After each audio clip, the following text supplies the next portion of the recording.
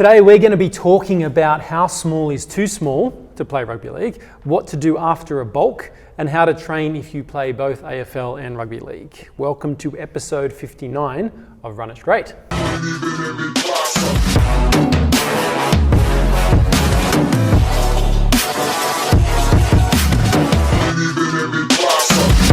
All right, first question.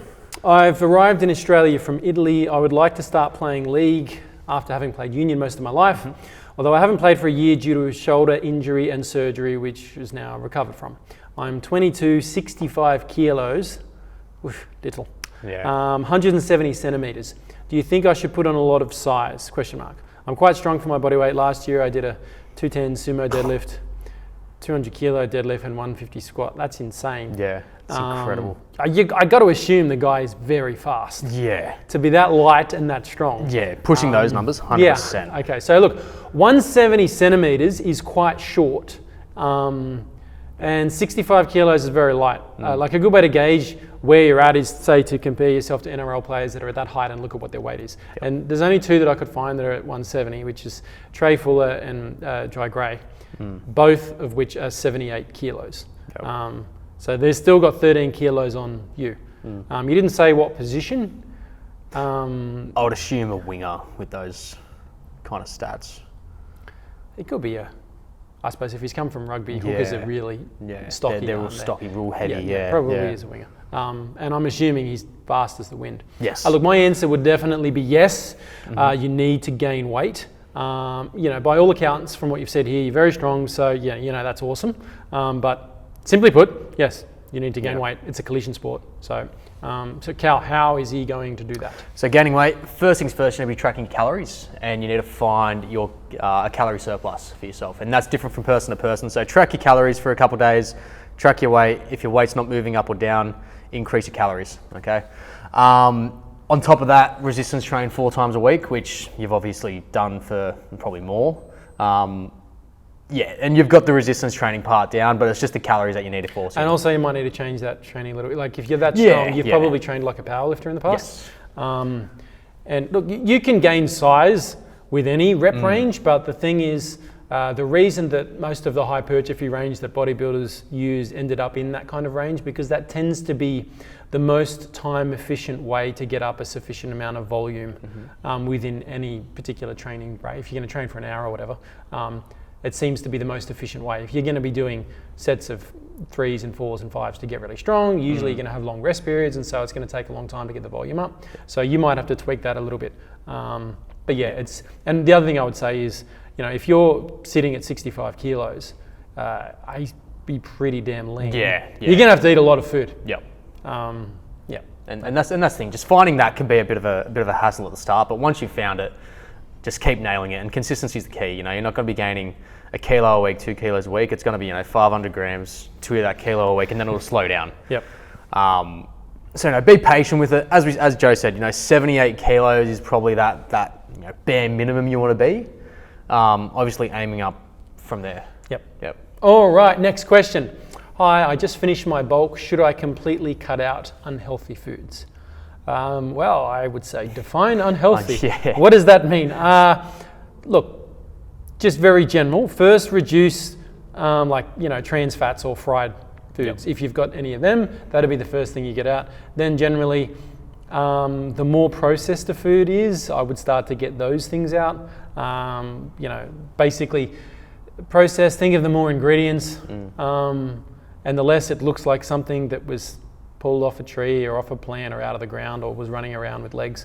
But look, do that, see where you're sitting. Number one thing is, if you're no longer looking to gain weight, you need to make sure that you're not in a calorie surplus, regardless of what you're gonna cut out. If your quote unquote bulk is finished, you need to make sure, and then you've got to decide, you're happy to stay where you are, or do you want to cut down? So are we putting our calories and our food into a balance, or are we going into a deficit if we want to lean down? If you want, then you want to eat a slight deficit. Could be 300-400 calories a day, below what maintenance is. But again, assuming you are, you got to make sure you're lifting weights 3, ideally 4 days a week, and you've got to make sure you're getting 2 grams of protein per kilo of body weight if you are looking to lean down and like you've done a bulk. Reason I say that is most people can do a bulk. They want to Yeah. gain, and then they get a little bit of extra body fat, which is fine, and then they want to spend a period of time hanging on to the muscle, the lean tissue that they've gained, whilst losing that body fat. And the way to do that is to get in a calorie deficit, eat protein, and lift frequently. Yep. Anything else you want to add? And again, you going to Whole Foods, you'll probably strip your calories back in general if you have come from a predominantly unhealthy food bulk. I mean, I hope that wasn't you. Just the way that he asked the question makes you think he's like, He's just gone on a dirty bulk and he's just crammed anything he could breakfast is Macca's, lunch is Hungry Jack's, and then dinner's KFC. But yeah, look, if you went just, to predominantly whole foods, as Joe said, if it wasn't running around, if it wasn't grown in the ground or off a tree, that's all processed stuff. But if you go to Whole Foods, you'll probably realise the amount of food that you're cramming in for the calorie intake is actually quite a lot. Yeah. And that will probably get you either to maintenance eating more food or even into a deficit eating more food. And when we say more food, we're talking the quantity and the portion sizes and the volume of food. Once you go to Whole Foods, you'll be pretty sweet. Yeah. Okay. Next question. How should I balance strength and endurance for both league and AFL? This is a very tricky one, okay? Well, first, I'd want to know how old you are, because I would say that makes a difference. Secondly, what do you want out of footy? Like if you're 11, 12, 13, just enjoy playing both. If you like them both, just play them both 100%. And enjoy being fun, having fun, being active. But let's say that maybe you're 15 or older. There's kind of two options. Again, it can be the same as what we just said. Don't stress about it. Enjoy yourself playing both codes. And if you want to prioritize one over the other, that's where your focus needs to go.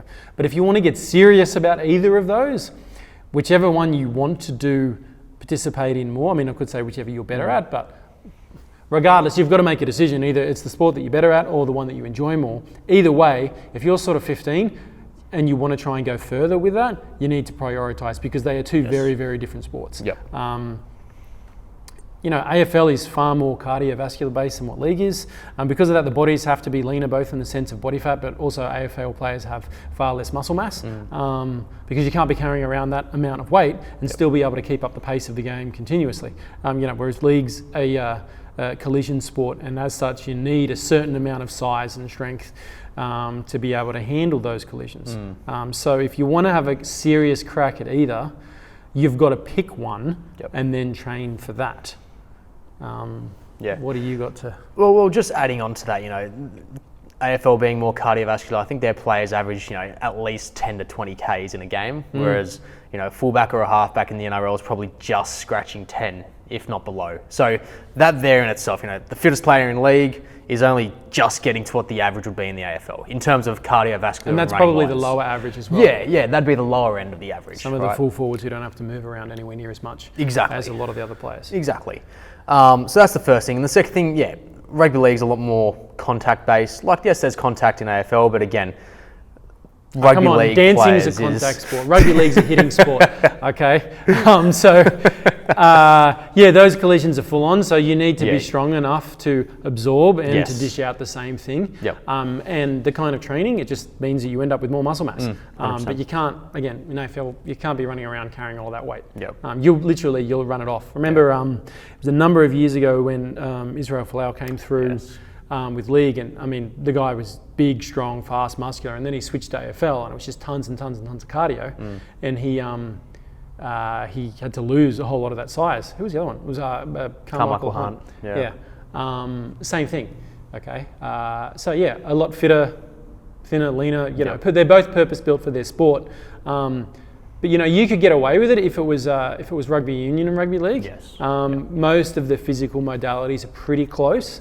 And it's only really at the top level where there's going to be more of a significant deviation. But AFL and league are two very different sports.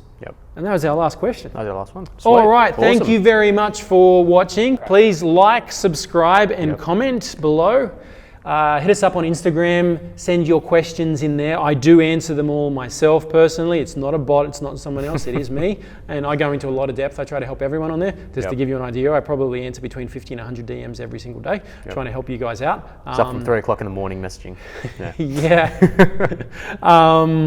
So, other than that, we'll see you next time. We'll see you next time.